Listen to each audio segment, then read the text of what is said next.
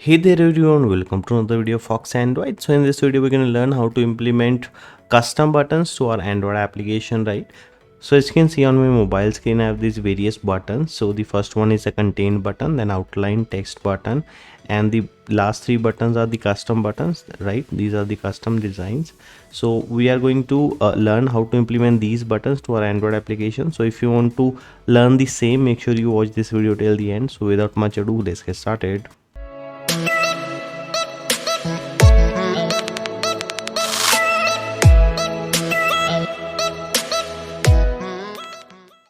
So guys, if you're new to this channel, make sure to hit that subscribe button and press the bell notification icon for receiving the notification of the upcoming videos. And by the end of the video, if you like the video, make sure to hit that thumbs up button as well. So let's start with the development. So for the first three buttons, we'll be using the material library, right? The Google material library. So make sure that if you go to the build.gradle file, app level build.gradle, you make sure that this library is implemented here, right? It is implemented by default in the latest versions of Android Studio, but still you can just check it out here that this library is there, right?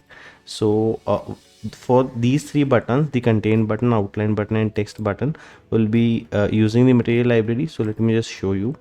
So you can see this is the official documentation of material library, right? You can see this provides us three types of button: contain button, outline button, and text button. I'll put the link to this documentation in the description below. You can just check it out. So these three buttons are provided by the material library, right? And let us just see how to implement these buttons. So you can see I've just taken simple buttons, the first button, second button, and third button, right? So in the first button I have not done anything. It's the default button that will be there when you implement the material library, right?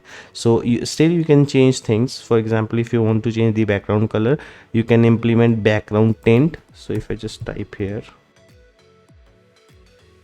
so you can see this background tint will change the background color of the button.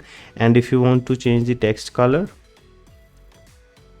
you can type text color. This will change the color of the text. So this way you can change the various attributes of this button.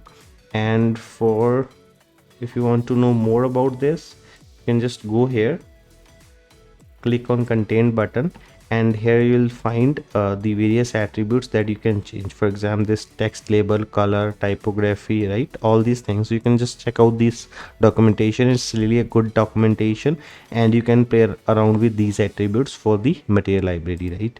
The second button we have implemented is the outline button. Basic in this we have the text in the center of the button, and there is outline of the button. So to make this particular first button as outline button, you need to implement this style, right?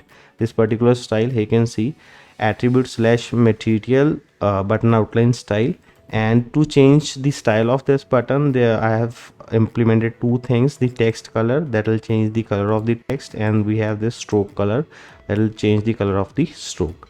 So the third button is the text button. So in this we only have the text, but whenever user clicks on this button, it will give a ripple effect, right? If anywhere you want to implement this text button, you just need to implement this style in the normal button, right? You can see text button, and then you can change the color of the text using same attribute, text color.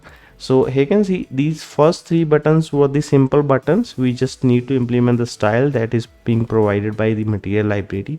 Now we are going to implement the custom buttons. Let me just emphasize on one thing, that these buttons by default implement the Google material library, right? So if you want to make the custom buttons, you need to implement these buttons, android.widget.button. This will allow us to implement the custom drawable background, right? So I have taken this button, right? I have set certain attributes like the ID, width, height, text color, text size, and all this stuff. But to change the color and the various attributes, we need to create a drawable file for that. And just before going there, so for the bottom three buttons, I'll be using these colors, right? So make sure that you type in these colors in your colors XML file, right? We'll be using these colors, and then after that you can just change this color according to your requirement, right?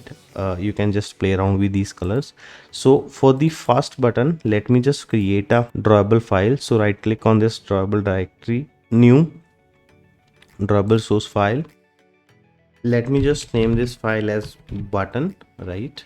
If I just tap OK here, we'll change this selector attribute to shape, right? Then we are going to implement a shape here. So for that, if I just type here, we get various options. We are going to implement rectangle, right? Then we need to implement solid here, and here we need to define the color. So whatever color you want to implement, you can just define here. For example, I have this button one color.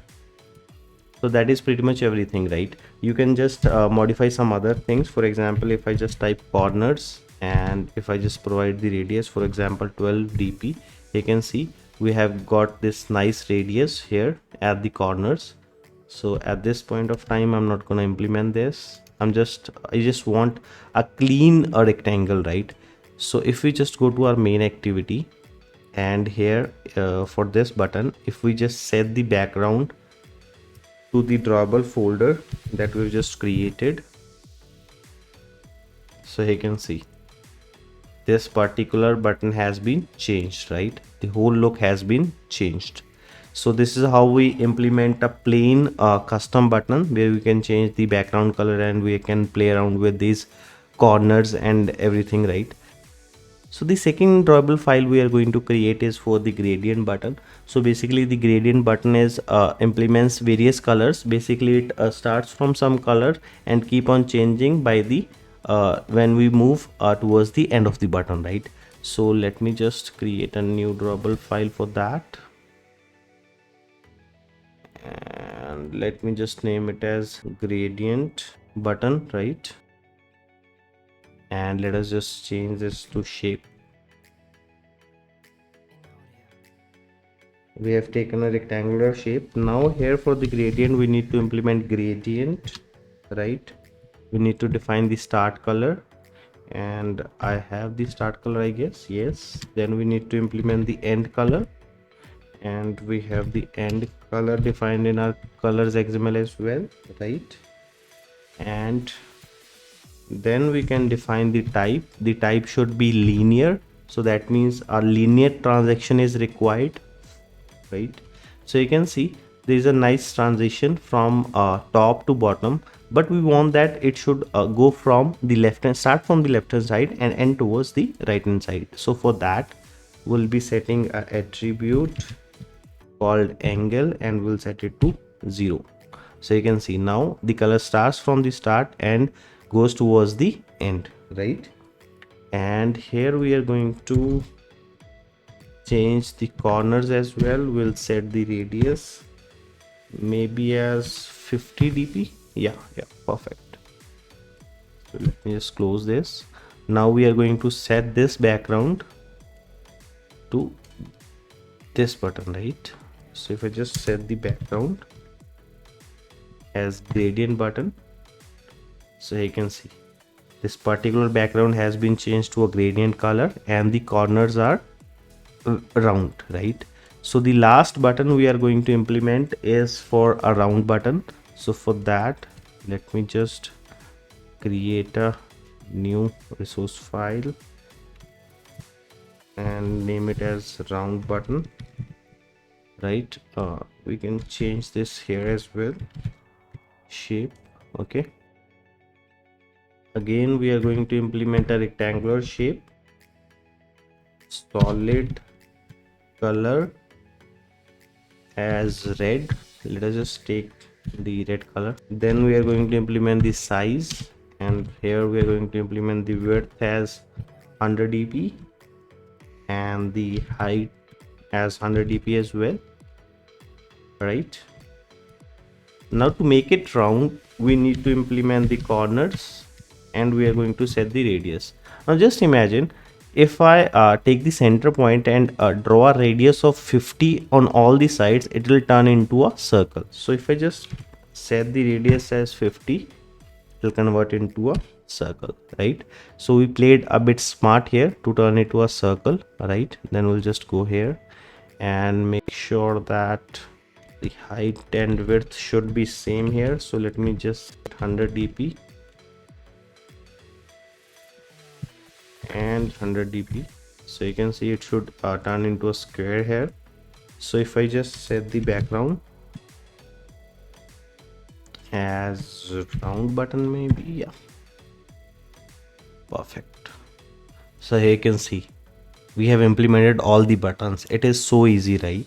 So I guess you have understood the code, and now you can implement these buttons to your Android application. But still, if you have any doubt, you can always ask me in the comment section, or you can DM me on Instagram. The Instagram username will be there on your screen right now. And if you like the video, make sure to hit that thumbs up button. And in case you're new to this channel, make sure to hit that subscribe button and press the bell notification icon for receiving the notification of the upcoming videos. So that is it for today's video. See you in another video. Bye.